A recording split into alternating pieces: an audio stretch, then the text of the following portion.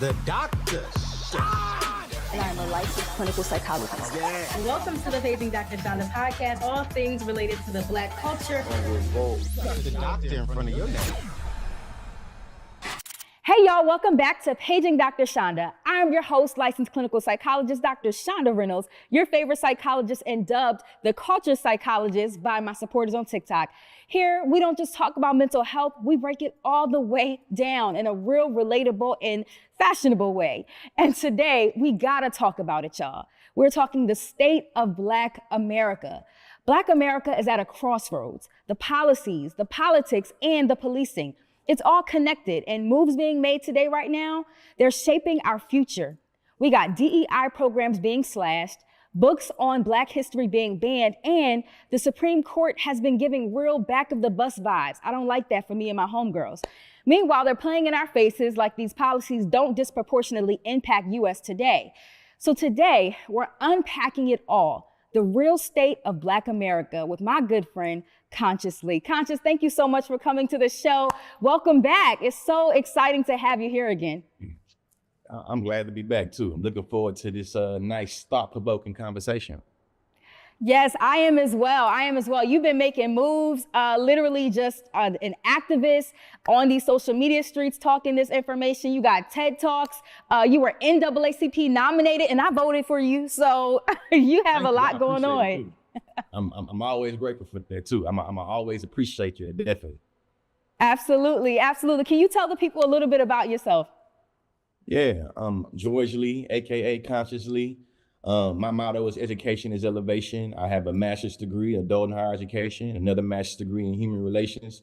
I like to give content that you usually have to do an admissions process through a SAT, a ACT. I like just giving it to people where you just plug in and you get you a nice upper division course about race, class, gender, ability, sexuality. Most of my analysis are very intersectional, very interdisciplinary. And I like focusing on power and domination and the ways that power and domination can be traced through different identities. I used to be a professor at the University of Oklahoma, where I was a director of debate. I'm also a national championship winning debate coach and a Hall of Fame debater. And really here to really try to engage in some thought-provoking conversation and make it where after you leave the screen, you leave with something. That's why I like Dr. Chanda. Period. Listen, and I'm a huge fan of your content. You're not just in these social media streets, but you're literally a professional at this. You said you're a world champion at debating. I love that. Yes. When I was a director of debate, I have two debaters that I won a national championship with in 2019. Rest in peace, Darius White, one of my debaters that won the championship. He passed away. But Jasmine Pickens is actually, I think she's the assistant director of debate at Harvard now. But we won a national championship together. And I feel like what y'all see on social media is a lot of times me using the portable skills I've learned through debate and just bringing them to the social media timeline. I love that. So when thinking about the ways in which information is being conveyed in this climate, in this political climate, like since you're a professional conversationist and you debate, like this is what you do, you're not new to this. Like, what are your thoughts on some of the things that you've been seeing on, the way people are portraying information pertaining to Black people? What's that perspective like? I think that white supremacy is very structural to America. Yeah. And the way that Black people are seen, typically, I feel like we're fungible objects that make it where whatever mainstream America want to use our pain, our suffering, our culture, our credentials to forward the empire, then it's good. But in any instance, those things I just named becomes a threat. I feel like that's when you start to see, I'm gonna say, the trivializing of the Black position, the trivializing of the things that we do. I know a lot of people like to point out that when we talk about DEI, consciously Black people ain't even the main beneficiaries. To me, it's like, let's keep that in mind and recognize how it don't matter. Let's think about how the sensationalizing of Black progression is what's causing the backlash. They don't care that white women or these women or that or veterans or this. It's like, it's thinking about the way in which messages are pushed through and how anti-Blackness makes it where it almost forces an emotional response. Like, we're not gonna call it affordable care. We're gonna call it Obamacare. We're not gonna call it DEI. We're gonna call it wokeness or reverse racism. We're not gonna call it reciprocal race theory. We're gonna call it making white kids feel bad. It's like, that is the reconfiguration all the time. And that's something we gotta be mindful of. Yes, it seems very strategic the way in which the information is being conveyed, and I love how you broke that down. I'm getting ahead of myself. I just wanted to ask you that because I know you're a professional orator, and so I love getting your perspective on that. But going backwards, so we have a segment called Hot Off the Press, and specifically this segment is related to what things are happening in our world that's impacting us as a people, whether that's mental health related, culture related, or politically related. And speaking of wild headlines, okay, so Elon Musk just retweeted recently a call for the pardon of Derek Chauvin, the man convicted of murdering George Floyd. Not only that, but the conspiracy theory that George Floyd died from fentanyl, which has been completely debunked, is making rounds again. It's giving very much gaslighting vibes at this point consciously. So I'm wondering, what are your thoughts on this resurgence of revisionist history, and how does it tie back to the broader attacks of Black truth? Man, I think it's always about what serves the empire and what makes white people feel comfortable. The conviction of Derek Chauvin made a lot of people uncomfortable, and it almost disrupted the comfort zone of whiteness. So it doesn't really matter what actually happened. What matters is who has the power to dictate the perception of what happened. And what they've done masterfully is say that everything that happened during the Biden administration is not only illegitimate, not only is it fraud and scamming, there also was a lot of individuals that came martyrs of the left liberal da-da-da-da-da-da-da-da. That's also why in the news as well, we see Trump trying to give reparations. Yeah. To the January 6th as well. This is all remaking history, you feel me? And it go to shows that it's the old proverb. Hey, listen, man, we going off of the lion or the gazelle. We know who, if the lion tells the story, we get to know what happened, you feel me? Yeah. So to me right now, it's just, for a minute, we were starting to boundary the lion. We were starting to hunt the lion and now the lion back to control the narrative. And just one last thing. Dr. Bell, one of the pioneers of critical race theory, he talked about interest convergence theory. White folks don't want to do nothing for Black folks that ain't good for them first. In any event, it started being good for us first. Cut it. You want DEI? Because think about it. Was it white women on the DEI target list? No. Nah. When the government, when literally the Trump administration created the DEI target list, it wasn't military veterans on there. It wasn't Indian women on there. It was Black women on there. So y'all trying to talk about the other things, to me, it mystifies how anti-Blackness works and how white supremacy works. It's not this cute line that you draw sometimes. Sometimes it's messy and ugly. That's why I like focusing on power and domination. And I think most people don't like to really get there because sometimes it takes uncomfortable conversations. Yeah, no, it does. It does. And even, going back to what you were saying about the January 6th folks and how they're, again, revisionist history, right? So they're not even calling them insurrectionists anymore. They're calling them, what's the word? They're survivors of January 6th, survivors of that. It's freedom fighters. They just yes. That was just trying to, fight against tyranny on country. So I don't know. Is it tyranny or tyranny? How do you say it, Dr. Chanda? Either way, I know what you talk. I know what you mean. Listen, tomato, same thing.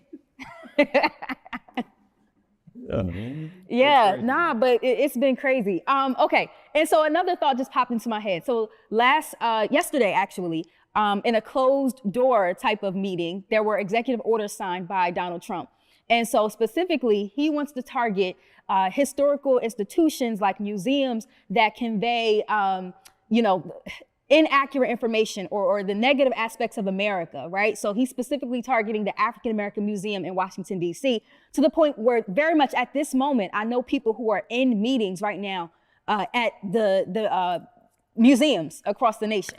And they said that the discussions are getting heated. And my mind is kind of boggled, not knowing where to go with this, because again, there was a reason why this order was signed behind closed doors.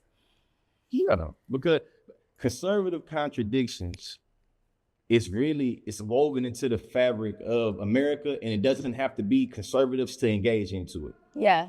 Just to the audience, just close your eyes for a second. Let's go down memory lane. Do we remember these folks crying about General Robert E. Lee statues? Do we remember them crying about Confederate statues in the name of what? Nope. Conserving history, right? Yes. You can't erase history, right? Everything they said about trying to Go back and reclaim Confederate statues that was put up by the Daughters of Confederacy in the 1960s as a point of being like, we don't want these Negroes to be taking poops by next to us. Like, that's what they came for, right? So when you think about it now, what does it mean for y'all to do this? It's like, hey, it's a conservative contradiction. Everything you said about not erasing history, conserving history, being able to deal with history is literally held into question when you start trying to, sanction this and that. And the thing I think of too is just like, as a millennial, y'all taught me fascism, communism, socialism is the shit y'all doing right now. Literally, yeah. Listen, I love how you just like, I can have a thought, but then you're going to come in with the, poetic way of conveying it, and the fabric is woven in American hit. I'm just like, okay, I wish I can orate the way in which you do. But no, say it again. I feel like they be playing with us, I feel like I'm a Southerner, right? Yeah. And what I noticed that from a linguistic standpoint, when I was in college as a college debater, the more I use the language of my vernacular, Ebonics, African American vernacular English, the more people tried to play with me. So I feel like try to master a way of code switching in a way that mean that you can't question. You can't delegitimize my analysis, even if you disagree with it. And right now, I'm 34, so I'm unlearning now. It's like, hey, I'm going to say it how I want to say it, but I'm not even that pressured to code switch with you. If I want to pop off with you today, you're going to get popped with it today. And you can feel how you want to feel with it. You know what I'm saying? I'm cool with it. I'll bite the bullet on whatever you're going to do with it. And I think sometimes I'm just learning now the discernment of when to pop and when to not. I gotta learn. There's room for both. Like, I feel like you do both. Right now, it's giving very much both ends. I love it. We need both. We need both. If I'm a watermelon eating, you remember what they said in New York? You know what I'm saying, at the New York Trump convention? What he learned how to carve the watermelon with me. Everything I got unqualified. Yeah. I made a living at whatever university conservatives love to root for in football or basketball. If they got a debate team, I was eating their lunch as a debater and a debate coach. But I'm unqualified. Come on here. I mean, that's how we have to show up in these rooms, though. Like, especially, like, we're dealing with an unapologetic administration. So why would I show up as nothing less than myself? Like, I'm going to give you every bit of, this 4-degree, well put together doctor. And also, I'm going to give you my language that makes sense to myself and my people. Like, I think that comes with in a place of surety. And I think you exude that when you communicate. Thank you. I appreciate that. Yeah. Okay, so next question. All right, so we've seen the Trump administration saying some wild things, signing some crazy executive orders, but sometimes I feel as though that can really impact our overall mental health and the ways in which we're experiencing these things. So I'm wondering for you, consciously, like, when you're seeing some of these things transpiring online, does it impact you mentally? How do you kind of like navigate through that? In all transparency, I've been stressed and depressed.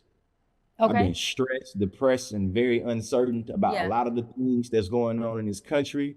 I'm a person that's always been critical of American imperialism, white supremacy, anti-blackness, but this right here got a little different flavor in it. You know what I'm saying? So I would say, in the most non-long-winded way, I've been on a unique journey, Doc, because I just got recently diagnosed with being bipolar type 2. Okay. So when I'm thinking about my emotions, my feelings, and my mood in the world that's going on around me, I feel like because that diagnosis kind of shook the way that I feel. I used to feel more confident in being like, I feel this way. Now I'm kind of second guessing myself, you feel me? Yeah. So I think because I don't have that confidence in my inhibition, I think that it's also making me be a little stressed and depressed. And shout out to everybody that's a part of bipolar games. But the fact that you're a Black man, you're embracing it, you're talking about it to the community, that really helps to normalize it. And it helps people to say, you know what, I've been experiencing X, Y, or Z. Maybe I need to go, figure out if something else could be going on. And I love your transparency for that. Seriously. Yeah, we gotta have something, man. I gotta make sure that all the young Black people specifically, when they view and understand bipolar and they get diagnosed with that, they not filtering it through the pathology of public America, and they not filtering it through the ignorant conversations that happens when Kanye West decides that he wants to, you know what I'm saying, go out on and being a Nazi. And it's like, bro, since when being manic make you a Nazi, fam? Come Since on. when bipolar make it where you sucking on him? Stop playing with me, man. I'm trying to stay like what? So it's just like, that's what I like to be transparent, because I know when I got my diagnosis, it took me 3-4 months to even talk about it publicly because of how it shook me to the core. So if I can help anybody make it where they can feel a little bit more human and experience it, I feel like I did a cool job. Because I know for a fact I'm still processing my, you know what I'm saying, my in real time talking to you right now, I'm still processing all the various things and implications that having the diagnosis of bipolar mean. I'm ADHD and bipolar, so a lot of my executive function, emotional dysregulation, Trump trigger every day. Every day I pull out my phone and see a new executive order, I'm having to try to regulate emotions and get into some executive function that I typically don't have, but I'm having to navigate like everybody else. It really is triggering, especially like when you're someone who's, you know, like it literally is like my reaction every day when I turn on the news. That's why I have to turn it off. Literally. And so like for you, like what does that look like? Do you find spaces where you have to unplug? Like for me, I have to, you know, just unplug from social media and stuff every now and then. What are your strategies for trying to navigate that and to find emotion regulation strategies? Hey, my therapist told me it's okay in being not okay. And I think what I've learned about bipolar is that we have the tendency to alienate ourselves or to, you know what I'm saying, cause distance. So because I'm now okay with not being okay, I'm cool with alienating myself though. You feel me? Like if I'm not like if I had enough, I will unplug. Unplug mean I'm D&D. And that's D&D in every instance. My wife and the kids in the house, there's no, I don't like it. I'm now to the point where it's like, man, if it's a fire putting out, I'm not the fireman. I can't put it out right now. I'm not finna let nobody irritate me or overstimulate me in a way that make me stressed about something I ain't got going on. And there are moments that I have to claim that time to make it where it say conscious sleep right here, but I have to create time for George. And that's what I feel like I've been learning. You feel me? Like George, they don't know George. They know conscious sleep. And I have to always keep that in mind and sometimes remind people. And when I unplug, I'm not looking at nothing. As a matter of fact, yesterday I unplugged. So when you told me what you told me, the first time you're hearing about them trying to regulate museums in historical ways and attacking Black, my first time hearing it. Because when I say unplug, man, whatever happened today, I can read it tomorrow or next week or whenever I feel like dealing with people. So right now I'm just comfortable in being like, I'm not in the mood. Yeah. I need to recharge. And that it comes from that comes from like really knowing yourself and knowing when it's time. So, you know, the fact that you're modeling that even for your family, like your kids, your wife, I think that can be powerful too, because it's obviously going to radiate throughout your family, your community, and everybody else connected to you. Right. Yeah, ripple effect, definitely. Yeah. All right, so you brought up Kanye West, which brings me to my next question. So there is a new wave of influencers and celebrities, namely Kanye. We got Amber Rose out here. We got, who else? Floyd Mayweather said that Trump is the best president for us right now. So there's a wave of these individuals making these claims about this administration. I'm wondering for you, in your perspective, like, do you find that this could be harmful to the Black community? And what message does that send us when we have people with this prominent amount of platform and power making these types of statements? I think that I ain't never said this before, but it's a new analysis I just came up with when you asked the question when I was sneaking when you was talking, right? Contrarian Negroes has always been a part of the state of the Black community. When I say contrarian Negro, a contrarian Negro to me is a Black person that always wants to get their value and sense of self in proximity of how far they're away from Black folks and how close they is to white folks. They are contrarian. They think that being a contrarian always relates to intellect and always shows they a free thinker. And I think everybody you name has always had that way of them wanting to carve out a way to uniquely stand out. Whether we're talking about the college dropout, the slut walk, or him wanting to say he the first boxer to ever promote himself. It's like, these are all ways you always try to be an outlier in the community. Now you done got so lost in the sauce, you believe that siding with white supremacists, siding with people that want to dismantle, you college dropout. Your mama was an educator. You said your mama was a teacher, right? So Kanye, What does it mean for you to side with people that's trying to send your bro? You made down to university because you didn't like what they was doing. You think taking funding away gonna help you? Amber Rose. So when we talk about the slut walk, so everything you was talking about in terms of gender violence towards women, grabbing grabbing keys, my man, don't, you know what I'm saying? Like, how many, don't we got a settlement for sexual, you know what I'm saying? It's civil, but it's settled. You see what I'm saying? It's like, I don't know what we're doing with this. And I think the best thing we can do as parents, you feel me, that's watching, is like, man, teach our kids that contrarian Negroes is not nothing new. You feel me? As somebody that, you know what I'm saying, that like history is like, yeah, y'all, we always have to deal with these. You feel me? In W.B. Du Bois' time, it was them trying to call themselves new Negroes. It's the same thing. You feel me? You being black ain't good enough for you. Literally you got a pattern. You gotta try to exoticize it.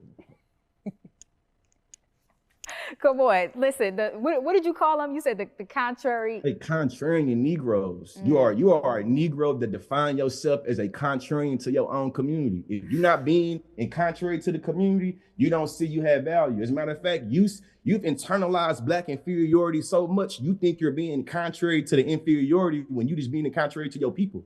And that's the reason why you see people, especially on that side of the aisle, love to talk about how black people over here is victims, then they claim these victims black people. Kanye West do it all the time. They gonna do this to me, they gonna do that to me. Yeah. Nah, man, you was just trying to do all this for your beloved white family at the expense of black people. Now your white family turned on you, now you trying to get you back. Nah, fam, you stay over there. You drew your line over there, stay over there, bro. Well, that's how I feel anyway. I don't give a damn how good your art is. Come on. listen, you're cooking because, you know, we see the you know, contrary. Say it again, one more time. Contrary Negroes. We see them. Negro, man. You got to be on the contrary, man. But on the contrary, I believe, man, you don't get Democrats. Listen, man, who the Republican, who does the KKK align with themselves today? But Democrats, listen, man, I'm not a Democrat or Republican, but my question still holds: who does the KKK align themselves with today? Yeah. They don't think about that though. Like it takes a certain level of you know, racial socialization and a sense of pride that has had to have been instilled in you from like childhood to be able to navigate some of these spaces. And the fact that they've been so inculcated and brainwashed in terms of like what blackness looks like, what black excellence look like, which is also can be problematic if you're associating it from a lens of whiteness. Right. Yeah. And so like to the point where you're internalizing that and you're navigating in these spaces, yeah, you do become that contrarian Negro. I said it right. Contrarian Negro, Clarence Thomas type Negro. Like, what you mean? Clarence Thomas has defined his whole career in being contrary to black progression. Anything that has an inclination of black progression, he has to be on contrary and say, well, I think that this would incentivize Negroes in being lazy and they got to work as hard as I work. When the whole time your whole success can be accredited to the thing you say is bad, integration. Right. You feel me? You in your interracial relationship. And it's like, yeah, you're a contrarian, bro. So what do you think would happen if like our people unified? If we did have like the Kanyes, you know, Floyd Mayweathers, these people in position and power who have these platforms who can say like, look, we got to unify, we got to do X, Y, and Z. How could that kind of move us forward? What would that look like? Well, I'm going to answer poetically shortly though, right? We can have political, social, economic tranquility. That's utopian, but that's what I think that answering your question is. Leave me to answering the question. Say it again. Wait, say it again. We can have a political, social, economic tranquility. You know the word tranquility that they got up in the Constitution. We're gonna get you general word for and tranquility. Damn it, black folks need that specifically. And I think that if we were able to, would you say inculcate? We were able to inculcate that for ourselves, be able to lead that ourselves and demand that ourselves. I think that it would be. But the issue is that the people that we've named, they've been seduced by power. They've been seduced by profits. You feel me? Because they have afforded themselves a particular lifestyle, losing their lifestyle is too high level of threat for them. You see what I'm saying? So even thinking about simple things like not only like Palestine or Congo, but let's think about things that's happened within the community and how the people we just named, how vocal or not vocal they've been, and when they are vocal, what they've said. So it's just showing like you already, because you got so much, your pockets, you in their pocket, they in yours. You gonna justify always your bottom line. Your bottom line is being a contrarian, contrary to the Black community. You incentivize it.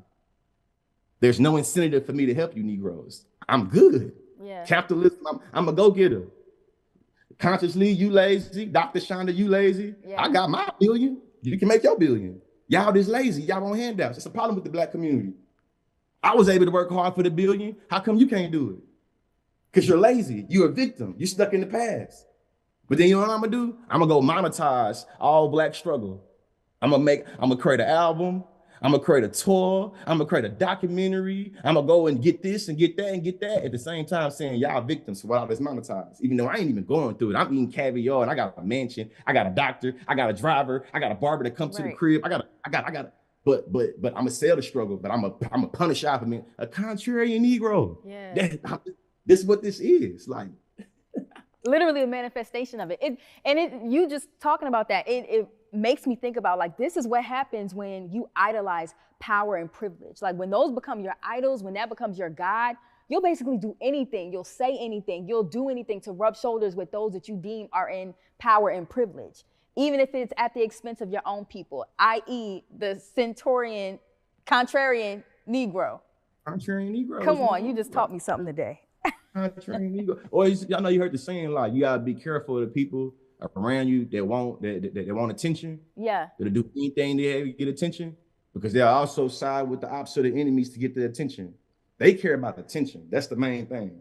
Any press is good press, whether I'm getting it from a white supremacist or I'm getting it from the homie on the block. Yeah. When you think that way, you no longer really care about the people. You only care about what's going to send you up. They gonna send me up. Mm-hmm. Y'all not. Oh, Black power, smack power, whack power, dollar power, like where the money at. Even like, think about it. Floyd Mayweather, in many ways, has always talked about why he want to do what he want to do in relationship to the Black community and other Black boxers being able to dictate their own value and be the main beneficiaries of them fighting. That was his whole thing. Black boxers should be able to be the main, the promoters should not be the main people that get paid. That's what he said, right? You're doing it because you want to set a mold. You want to set a goal for Black folks to try for. You going and kicking it with Netanyahu or talking about how, you know what I'm saying, you spending $50,000 in Gucci and they just call everybody to just, it's like, it's not a flex. He think it's a flex though. He ascended so far. He got no relationship to the people really. He can just show us the Gucci he can buy or the 5 cars he can buy, and that's his relationship to us.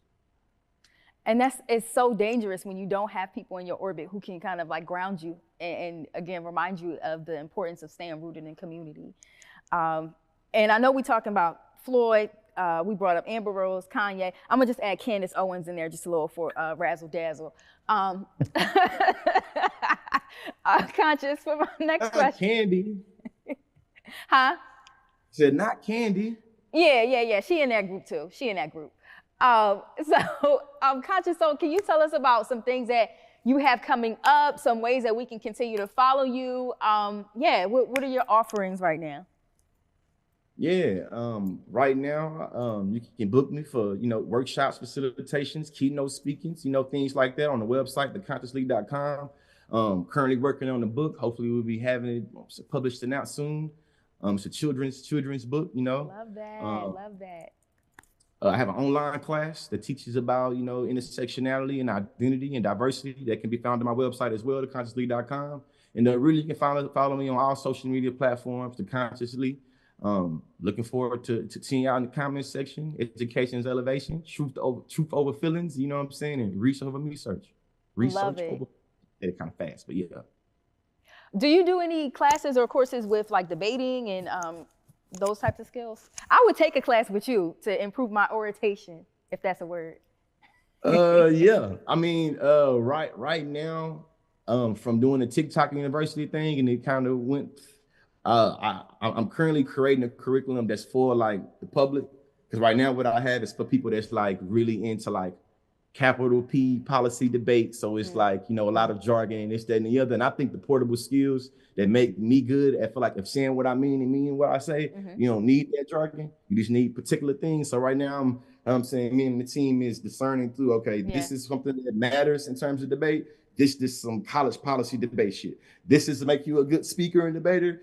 This is just some competitive, you know what I'm saying? So really trying to make it do that. But I really would say though that right now across the country, debate is dying.